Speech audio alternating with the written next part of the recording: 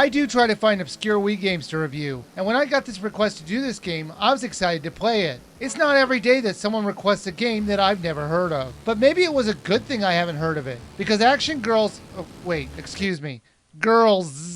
This game puts a Z on the end of Girlz. This game takes the same lame route as the Pet series, by putting a Z at the end of their animals' names. What, was the game's title not exciting enough? They had to put a Z in it? When did the letter Z become so popular? The game already had 2 strikes against it in my eyes. It was being published by Data Designs Interactive, the worst Wii game publisher on Earth. They're known for recycling stuff from their other games, and this game is no different. They reused the same menu system from their other games and some of the background music.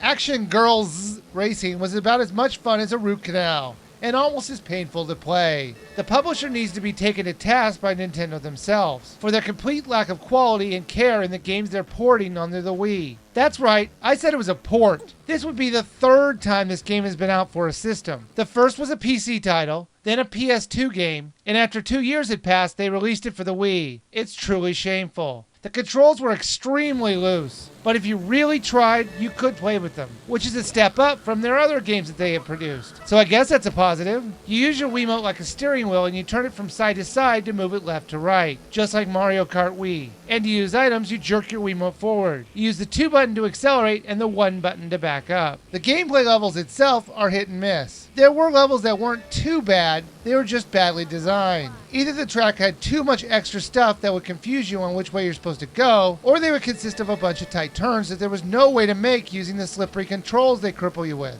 The first level of competition is a perfect example. Let's start off that when I started the race, I had no idea where to go. There isn't any clear indication where you're supposed to go. How is I supposed to know that you're supposed to crash in through the front doors and they would open? What is strange is that the other doors that look like they're supposed to open the same way don't. They're just the background, and it was quite frustrating. Then they expect you to make these tight turns with these little hallways. It was really quite ridiculous. It just showed poor track planning. There's a reason Mario Kart is so popular. Not only do they do a good job with controlling your character, but they also care about the track layout and they keep the player in mind instead of thinking what they thought would be cool and working a track around it. Even the power-ups were completely lame. There was nothing original. Everything was borrowed from Mario Kart, but made stupider. 2 good examples were the Turbo Boost, which felt more like a gentle push, and 3 spinning mirrors that only lasted a few seconds. They were completely useless. The characters themselves were the only things I thought were okay in the game. You start off with 4 girls, and they were diverse enough in looks to be acceptable. I didn't notice any difference in control handling, so there really wasn't any difference between them. The game has plenty of tracks and characters to try and unlock if you care to, which you won't.